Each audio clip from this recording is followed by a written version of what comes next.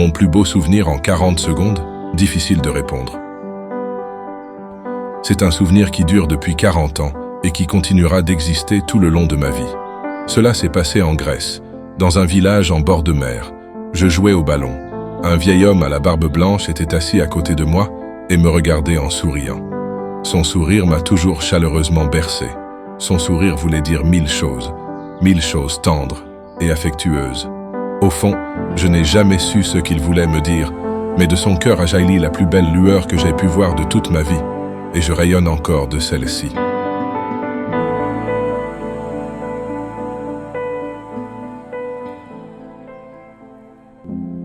Mon plus beau souvenir, cela s'est passé au Maroc, il y a 52 ans.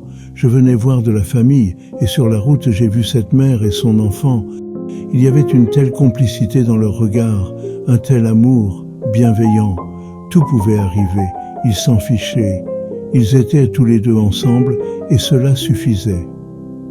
L'enfant marchait à l'ombre, tandis que la maman portait une jarre semblant très lourde. J'ai proposé de les aider, mais elle a refusé que je l'aide. Leur regard m'a ouvert à la lumière des autres. J'essaie depuis de voir en chacun cette mère et son fils, cette réciprocité bienveillante que l'on échange à la lueur des yeux.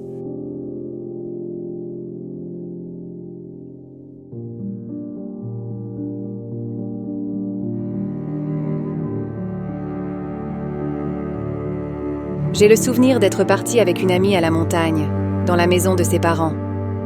Elle insistait pour que je vienne, moi, fille de la ville, arrogante, qui n'aime pas vraiment les pâturages. Je ne voulais pas y aller. Et pourtant, une fois arrivée à la montagne, dans le village, la maison, j'ai ressenti la paix et l'humilité. Les montagnes m'ont dressée, je pense. D'un regard, j'ai compris qu'il y avait bien plus grand et majestueux qu'un gratte-ciel. J'ai compris que la montagne, que j'habite aujourd'hui, est le plus précieux refuge de la sagesse et de l'humilité.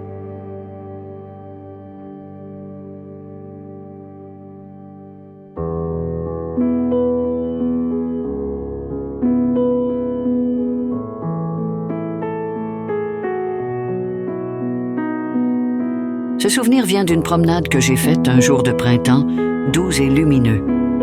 Je suivais de loin un couple qui marchait aussi tranquillement que mes pas. Je me suis sentie seule, mais pas isolée, bien au contraire. Je me suis sentie libre, heureuse, apaisée.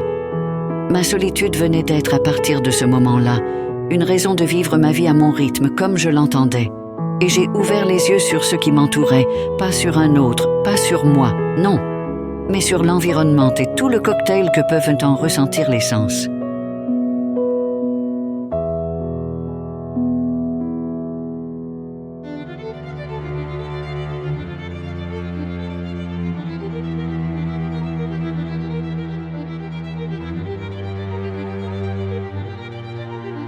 Le souvenir qui m'est le plus cher est ce voyage que j'ai fait dans Corse, avec celle qui deviendra ma femme, puis la mère de mes 2 beaux enfants.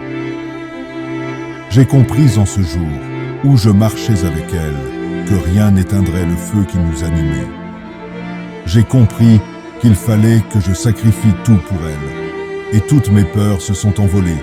À cet instant, le sens était tout trouvé, tout offrir à celle qui m'éclairait. Je ne regrette rien si ce n'est de ne pas avoir vécu cela plus tôt.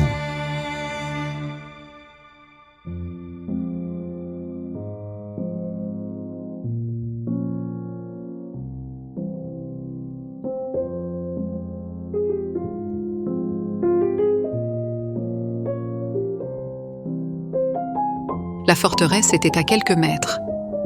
Plus je m'approchais du château et plus je me sentais légère. Le paysage est d'une douceur, d'un calme. C'est peut-être idiot, mais à la vue du château, j'ai senti que je devenais cette forteresse, ses remparts, ses tours, ses soldats. Je devenais plus résistante que la roche, invincible face à la tourmente du temps.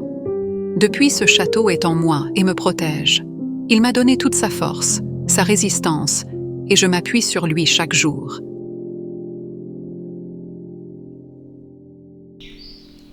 Que l'on soit forgé par la montagne, par le sourire ou le regard d'un homme, que l'on soit forteresse ou douceur, Il découle des souvenirs les plus marquants, la perpétuité de leur présence.